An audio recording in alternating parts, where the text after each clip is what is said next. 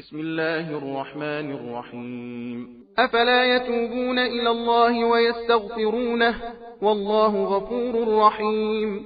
ما المسيح ابن مريم إلا رسول قد خلت من قبله الرسل وأمه صديقة كانا يأكلان الطعام. انظر كيف نبين لهم الآيات ثم انظر أنا يؤفكون. قل أتعبدون من دون الله ما لا يملك لكم ضرا ولا نفعا والله هو السميع العليم. قل يا أهل الكتاب لا تغلوا في دينكم غير الحق ولا تتبعوا أهواء قوم قد ضلوا من قبل وأضلوا كثيرا وضلوا عن سواء السبيل. لعن الذين كفروا من بني إسرائيل على لسان داود وعيسى بن مريم ذلك بما عصوا وكانوا يعتدون.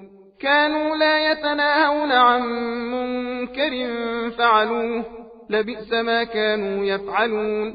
ترى كثيرا منهم يتولون الذين كفروا لبئس ما قدمت لهم أنفسهم أن سخط الله عليهم وفي العذاب هم خالدون.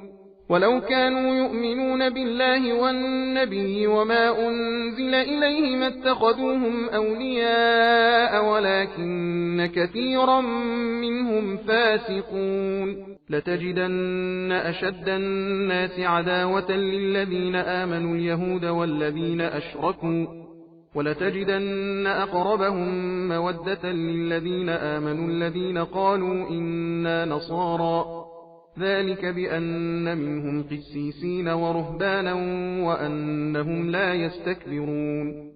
وإذا سمعوا ما أنزل إلى الرسول ترى أعينهم تفيض من الدمع مما عرفوا من الحق يقولون ربنا آمنا فاكتبنا مع الشاهدين. وما لنا لا نؤمن بالله وما جاءنا من الحق ونطمع أن يدخلنا ربنا مع القوم الصالحين. فأثابهم الله بما قالوا جنات تجري من تحتها الأنهار خالدين فيها وذلك جزاء المحسنين. والذين كفروا وكذبوا بآياتنا أولئك أصحاب الجحيم. يا أيها الذين آمنوا لا تحرموا طيبات ما أحل الله لكم ولا تعتدوا إن الله لا يحب المعتدين.